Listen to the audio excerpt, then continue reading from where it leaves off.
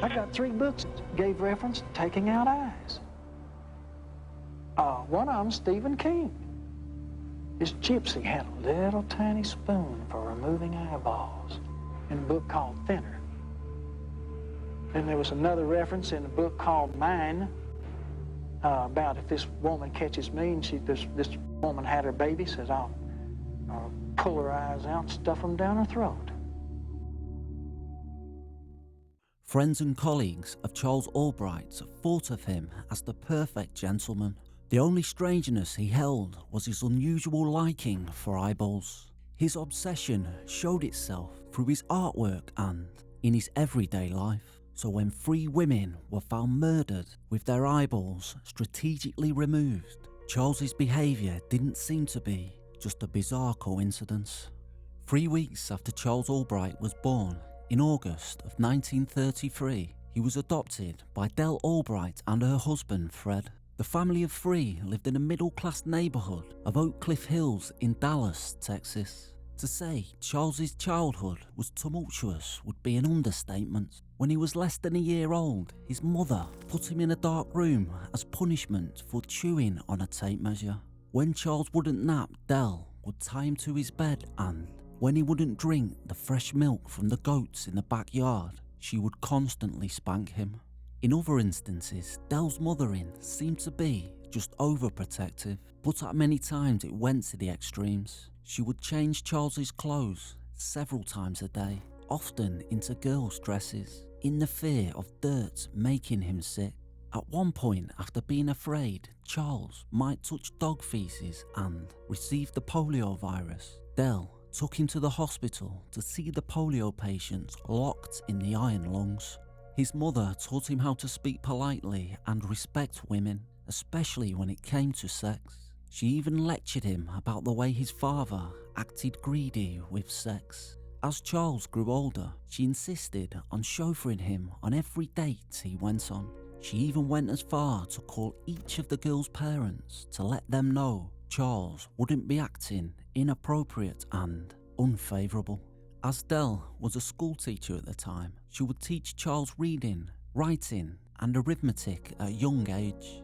In elementary school, he moved up 2 grades and graduated high school at just 15 years old. When he was 11, Dell enrolled him in a taxidermy course that she would help him with. He'd either collect dead animals or he would shoot them to use for his projects. Dell encouraged this both ways. She taught him how to use all of the tools. The knife used to cut the skulls, the tiny spoons used to scoop out the brains, and the scalpel used to cut away the eyes from their sockets. Charles spent hours slicing, stuffing and mounting animals, primarily birds. He would create them as lifelike as possible. When it came to the final touch, the eyes, he begged his mum for the gloriously fake eyes at the taxidermy shop. He was fascinated by their iridescent gleam, but his mother said they were far too expensive, so she filled the bird's eye sockets with buttons. After high school, Charles enrolled in the North Texas State College, where he was arrested for being involved in a student burglary. His mother attempted to reimburse the stall he'd stolen from, and even asked to take his place in prison, yet Charles spent 1 year behind bars. He then transferred to the Arkansas State Teachers College in Conway.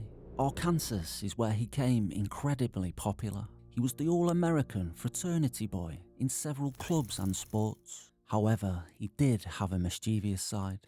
He accidentally set fire to his chemistry teacher's desk and would shoot rubber bands in the hallways. After he grew too bored to study, he flunked a few courses and then snuck into the school office and filled out all of his report cards with A's. He eventually gave himself a bachelor's and a master's degree. During college, Charles's friend was going through a breakup. A few weeks later, the friend would find cut-out pictures of his ex-girlfriend's almond-shaped eyes pinned all over his dorm, above the urinal in the men's bathroom and all over the campus. The odd prank was obviously done by Charles. He was known for being the campus clown. At the age of 36, after he became a high school science teacher, a friend of Charles's paid him $250 to paint a picture of his wife. After months of not hearing any updates, the friend went to Charles's home, only to find a 6x3-foot portrait of his wife in the living room. It was remarkably realistic and colourful. However, in the centre of his wife's face were 2 round white holes. Charles's reasoning for this was that he wanted the eyes to be painted perfectly. Throughout Charles's life, he was involved in numerous robberies and even accused of molesting a 9-year-old girl. He claimed he was innocent, but accepted a plea deal and only received probation. Despite this, loved ones described Charles as immensely liked and a perfect gentleman. His previous girlfriends even reported that their sexual encounters were gentle and Charles couldn't have been more polite throughout their relationships. However, Charles was far from perfect and had too many urges he couldn't avoid. On December the 13th of 1990, he committed his first known murder. After being part of the red light district for quite a while, Charles picked up 33-year-old sex worker Mary Lou Pratt in the Oak Cliff neighbourhood of Dallas. Her body was found dumped, only wearing a t-shirt and a bra, with both pulled above her chest. She was shot once in the back of the head with a .44 caliber gun, as well as being brutally beaten. However, the most horrifying detail was yet to be discovered after the medical examiner performing her autopsy lifted her eyelids. Mary's eyeballs were gone. Not only this, but they were removed surgically and precisely. Just 2 months later, on February the 10th, another victim would be discovered. 27-year-old Susan Peterson was also a sex worker, found on the same street Mary was, just outside of Dallas City. She was almost entirely nude and was shot 3 times in the top of her head, her chest and the back of her head. Just as the last victim, the medical examiner found that her eyes had been strategically removed. At this point, the investigators knew they had a serial killer at large. 1 month later, on March the 10th, another sex worker would fall victim to Charles Albright. Shirley Williams was found dead, lying near an elementary school where children passed by and assumed she was drunkenly passed out. A waitress had found her body, and it was also discovered that her eyeballs had too been missing.